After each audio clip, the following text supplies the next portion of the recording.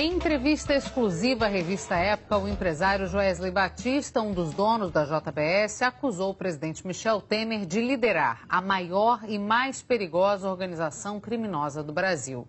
A entrevista foi dada na quinta-feira. O empresário acusou Temer de usar a máquina do governo para retaliá-lo. A gente vai ver a partir de agora alguns trechos. Época pergunta a Joesley Batista como era a relação dele com o presidente Temer. E Joesley responde: acho que ele me via como um empresário que poderia financiar as campanhas dele e fazer esquemas que renderiam propina. Toda a vida tive total acesso a ele. Ele, por vezes, me ligava para conversar, me chamava e eu ia lá. Sobre um dinheiro pedido por Temer já em 2010, Joesley responde: conheci Temer e esse negócio de dinheiro para a campanha aconteceu logo no iniciozinho. O Temer não tem muita cerimônia para tratar desse assunto. Não é um cara cerimonioso com dinheiro. Joesley também é questionado sobre a liberação de um jatinho da JBS para uma viagem particular de Michel Temer para Comandatuba, na Bahia. Não lembro direito, mas é dentro desse contexto. Eu preciso viajar, você tem um avião, me empresta aí. Acha que o cargo já o habilita, sempre pedindo dinheiro. Pediu para o Chalita em 2012 e pediu para o grupo dele em 2014. A revista Época então pergunta como era a relação entre Temer e Eduardo Cunha. A pessoa a qual o Eduardo se referia como seu superior hierárquico sempre foi o Temer, sempre falando em nome do Temer. Tudo que o Eduardo conseguia resolver sozinho, ele resolvia. Quando ficava difícil, levava para o Temer. Essa era a hierarquia. Funcionava assim. Primeiro vinha o Lúcio, o operador Lúcio Funaro. O que ele não conseguia resolver, pedia para o Eduardo. Se o Eduardo não conseguia resolver, envolvia o Michel. Época pergunta sobre pagamentos feitos tanto para Eduardo Cunha quanto para Lúcio Funaro e com quem ficava o dinheiro. Joesley então responde: não sei também quanto desses acertos iam para o Michel. E com o Michel mesmo eu também tratei várias doações. Quando eu ia falar de esquema mais estrutural com o Michel, ele sempre pedia para falar com Eduardo. Presidente, o negócio do Ministério da Agricultura, o negócio dos acertos. Ele dizia: Joesley, essa parte financeira toca com o Eduardo e se acerta com o Eduardo. Ele se envolvia somente nos pequenos favores pessoais ou em disputas internas, como a de 2014. E Joesley cita outros exemplos de pagamento de propina. O Eduardo, quando já era presidente da Câmara, um dia me disse assim: Joesley, estão querendo abrir uma CPI contra a JBS para investigar o BNDES. É o seguinte, você me dá 5 milhões de reais e eu acabo com a CPI. Falei: Eduardo, pode abrir, não tem problema. Como não tem problema? Investigar o BNDES, vocês? Falei: não tem problema. Você está louco? Depois de tanto insistir, ele virou bem sério. É sério que não tem problema? E eu, é sério. E ele, não vai te prejudicar em nada? Não, Eduardo. Ele imediatamente falou assim: seu concorrente me paga 5 milhões de reais para abrir essa CPI. Se não vai te prejudicar, se não tem problema, eu acho que eles me dão uns 5 milhões. Uai, Eduardo, vai da sua consciência, faz o que você achar melhor. Esse é o Eduardo. Não paguei e não abriu. Não sei se ele foi atrás. Esse é o exemplo mais bem acabado da lógica dessa Orcrim, organização criminosa. Época então insiste na pergunta se Joesley não pagou mesmo ninguém. E ele responde: nesse tipo de coisa não. Tinha alguns limites, tinha que tomar cuidado. Essa é a maior e mais perigosa organização criminosa deste país, liderada pelo presidente. O repórter insiste se o chefe é mesmo o presidente Temer e Joesley reafirma: o Temer é o chefe da organização criminosa da Câmara. Temer, Eduardo, Gedel, Henrique, Padilha e Moreira. É o grupo deles. Quem não está preso está hoje no Planalto. Essa turma é muito perigosa, não pode brigar com eles. Nunca tive coragem de brigar com eles. Por outro lado, se você baixar a guarda, eles não têm limites. Então, meu convívio com eles foi sempre mantendo a meia distância, nem deixando eles aproximarem demais, nem deixando eles longe demais.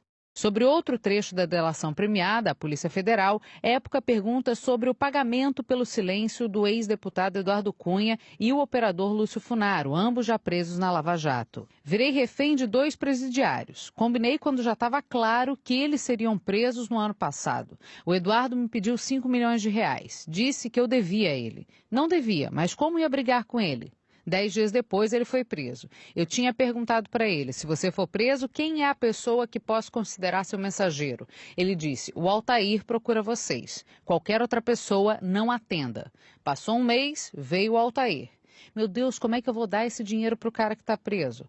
Aí o Altair disse que a família do Eduardo precisava e que ele estaria solto logo logo e que o dinheiro duraria até março deste ano.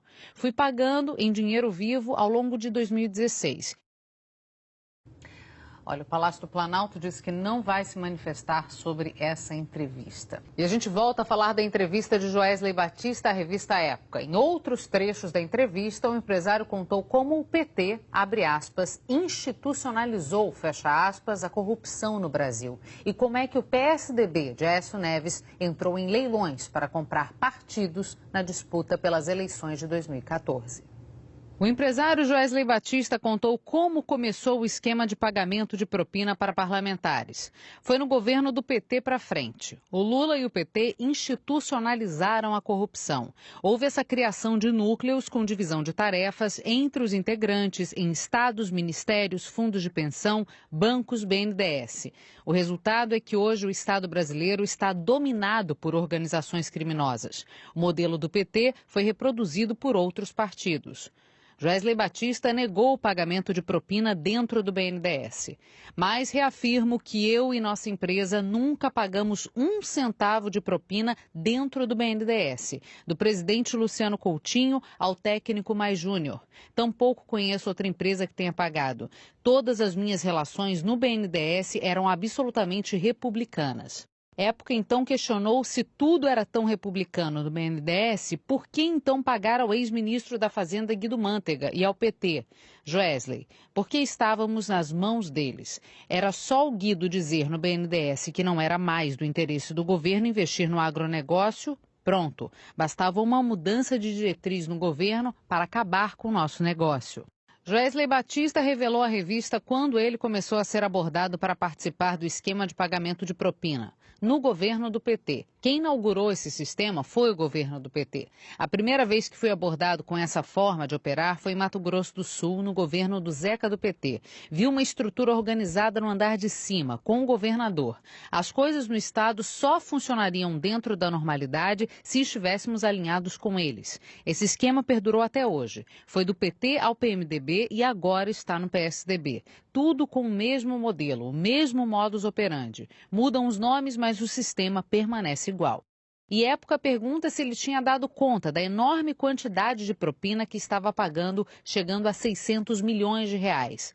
Joesley responde, foi se avolumando com a propina no BNDES. Gerou esse crédito de 300 milhões de reais que o PT gastou para comprar a eleição de 2014. Esse modelo, no meu olhar, veio se consolidando de 2010 para cá. Houve um crescimento exponencial nessa quantidade de ORCRIMs, organizações criminosas, e nesse modelo de corrupção, nessa quase que total institucionalização da corrupção. Quando terminamos o ano de 2014, depois que o PT nos pediu aquela compra indiscriminada de partidos, ficamos convictos de que esse sistema estava chegando à exaustão. Ficou insustentável.